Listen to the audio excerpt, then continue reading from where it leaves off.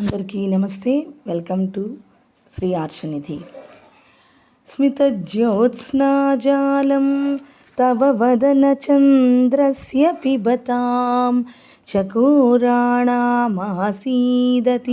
రసతయా చంచుజడిమా అతస్తే సీతాంసో రమృతలహరీ రామ్లరుచయః పిబంతి స్వచ్ఛందం నిసి నిసి భృసం కాంచికధియా.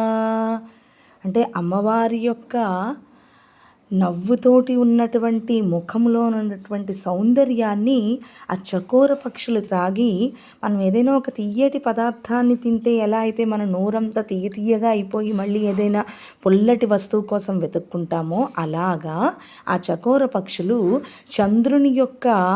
ఆ చంద్రుని నుంచి జాలువారే వెన్నెల కిరణాలని తమ యొక్క నోటి తీపిని పోగొట్టుకోవడానికని తాగుతున్నాయి అనిసరని ఈ శ్లోకం యొక్క అర్థం.